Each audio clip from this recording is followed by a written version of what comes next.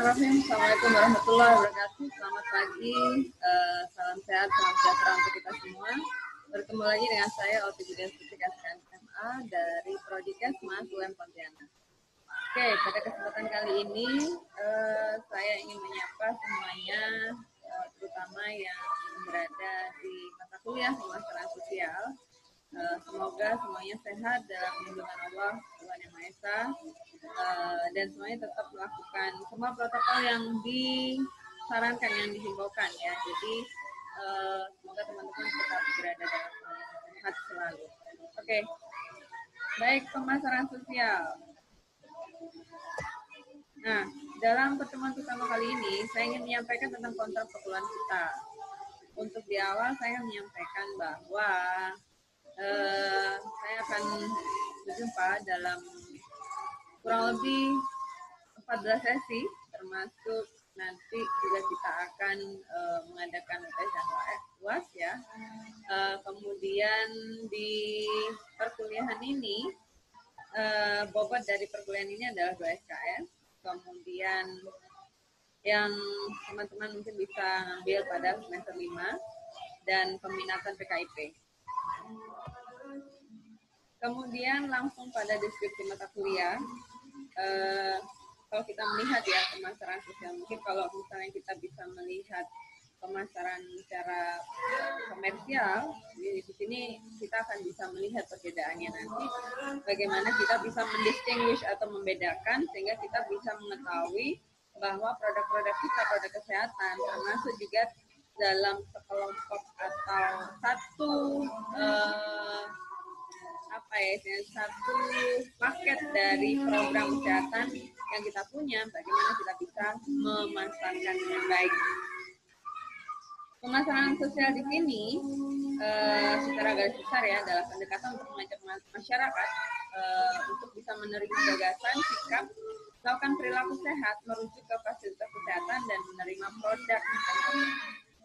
Nah, di sini nanti kita dengan menggunakan basic dari teori marketing itu sendiri, sehingga kita bisa mengadopsinya untuk kita bisa aplikasikan dalam memasarkan kepada masyarakat, ya, sehingga kita bisa mengetahui bagaimana kita bisa memanfaatkan, memaksimalkan dengan teori-teori dasar tersebut. Oke. Nah, di dalam pemasaran sosial itu sendiri kita perlu mengetahui bahwa produk kita ini, karena kita dalam bidang kesehatan, otomatis yang kita gaungkan itu adalah kesehatan. Sebenarnya kita harus memberikan benar-benar pemahaman bahwa kesehatan itu penting gitu.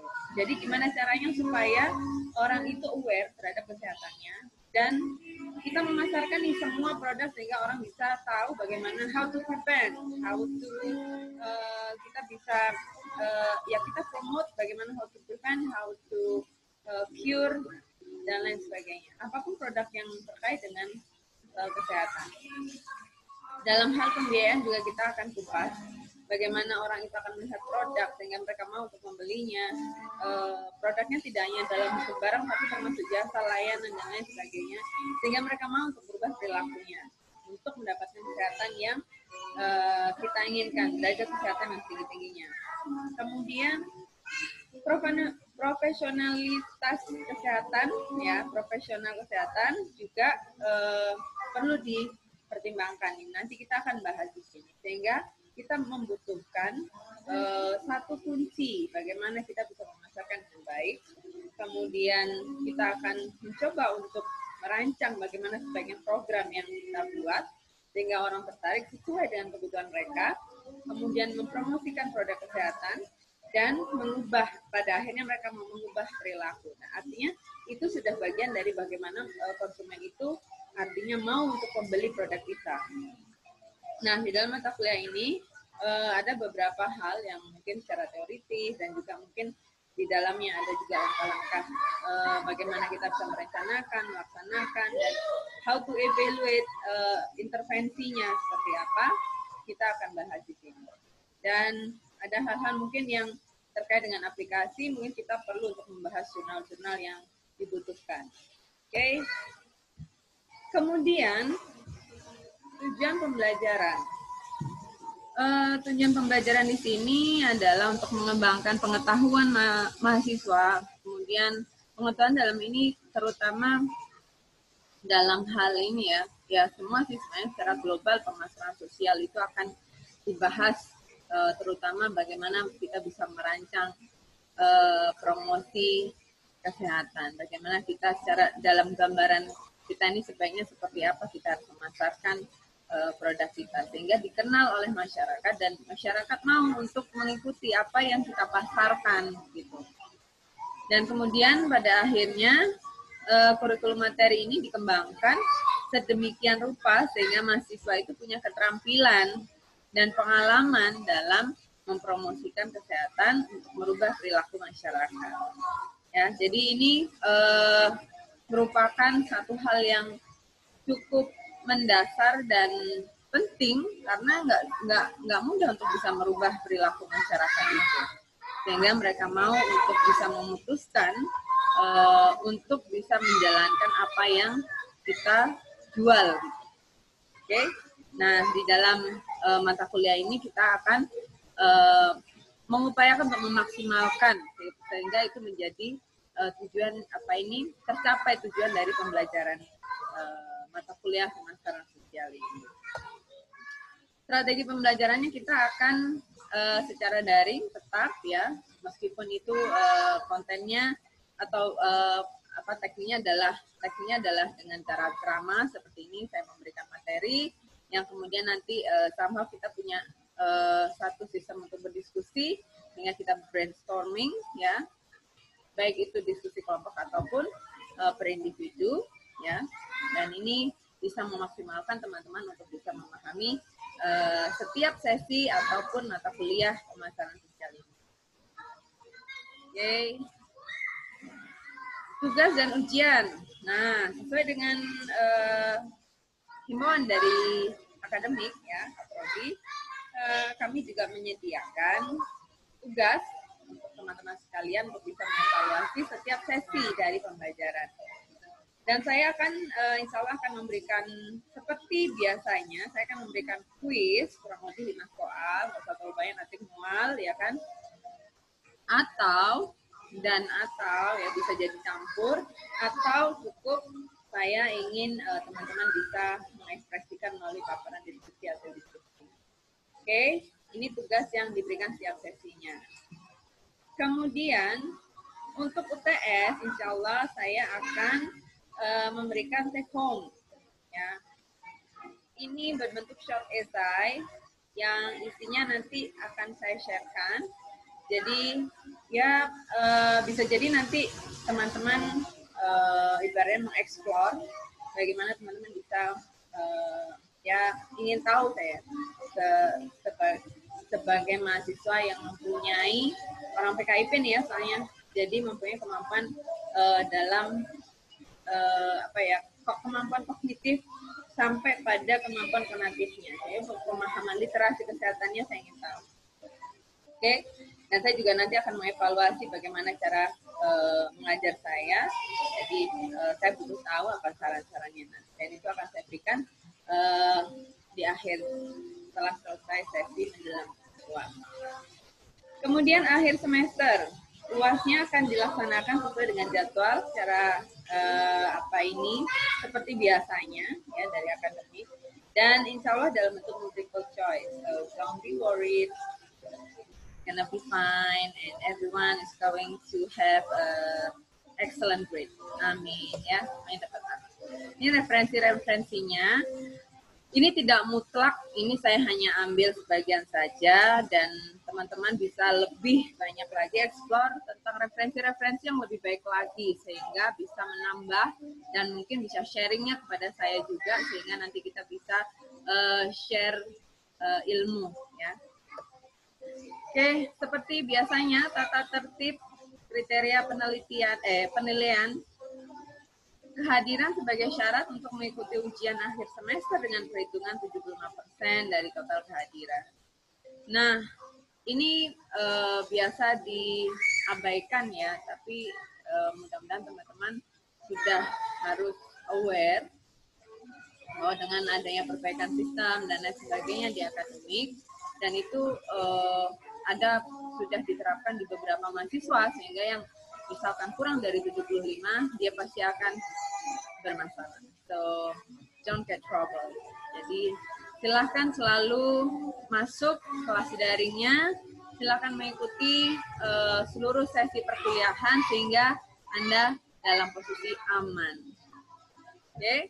Nah, kriteria penilaian dalam pembelajaran mata kuliah pemasaran sosial ini seperti biasanya yang terdiri dari 10% aktivitas, 20% tugas atau kuis, 30% UTS, dan 40% untuk UAS. Jadi maksimalkan di setiap persentase penilaian. Saya rasa itu yang paling baik sarannya ya, karena kalau misalnya 10% hanya 10% aja, no, it's not good. Jadi saya rasa memaksimalkan dari setiap persentase itu, itulah yang paling sempurna dan paling baik.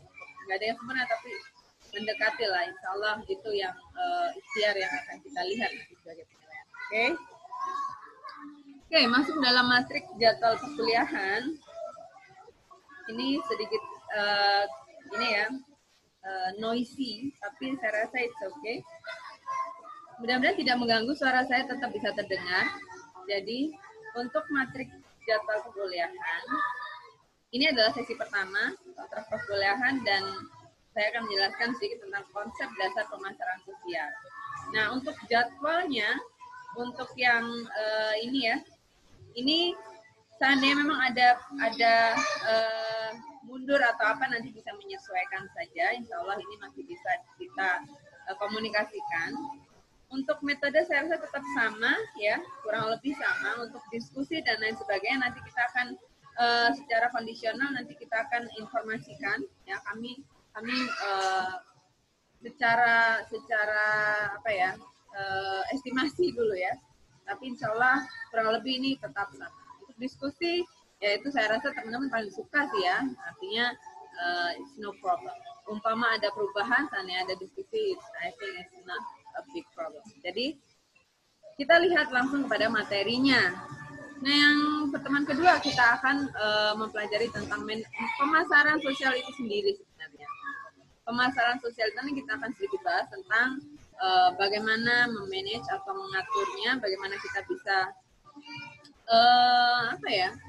melihat bagaimana item-item yang diperlukan dalam memanage pemasaran sosial, termasuk mungkin kalau kita melihat dari 7 elemen ya dalam pemasaran, bauran pemasaran dan lain sebagainya seperti yang nanti akan kita lihat. Kemudian ada strategi pemasaran sosial. This is how we segment. Jadi dalam strategi pemasaran sebenarnya ada 3. Nah di sini makanya saya pisah-pisahkan 1, 2, dan 3. Kita akan melihat bagaimana cara kita mensegmentasi masyarakat sasaran kita. Yang kedua itu adalah bagaimana kita bisa melakukan targeting setelah kita memilah ya kan, segmenting, kemudian kita mentarget yang mana yang menjadi sasaran kita untuk menjadi indikator keberhasilan.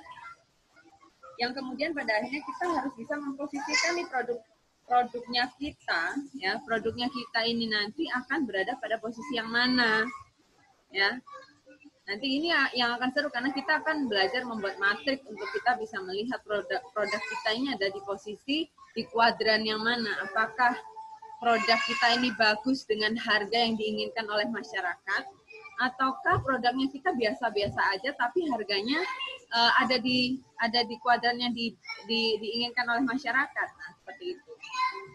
Jadi kita bisa memposisikan produk kita ini berada di mana. Ya. Kemudian bauran pemasaran itu sendiri yang saya sampaikan tadi. Bauran pemasaran itu terdiri dari beberapa elemen yang memang itu krusial untuk kita memang harus pertimbangkan. Seperti halnya pembiayaannya seperti apa, ya kan? Mulai dari 4P sampai 7P, ya. Place, product, promotion, and price. Nah, itu yang paling wajib nanti kita akan pelajari. Oke? Kemudian perencanaan pemasaran sosial. Setelah kita mengetahui bagaimana kita bisa memanage pemasaran sosial, kemudian how we segment, how we target, how we make position of our product, ya. Pada akhirnya kita we make a plan, kita buat perencanaan, kita buat satu ya semacam proposal lah ya, bagaimana kita bisa memasarkan kira-kira seperti apa yang kita butuhkan, apa yang kita sudah punya apa, sehingga kita bisa memaksimalkan dan kita bisa mengetahui targetnya kita seperti apa. Promosi dan distribusi pemasaran sosial ini perlu kita bahas, gitu.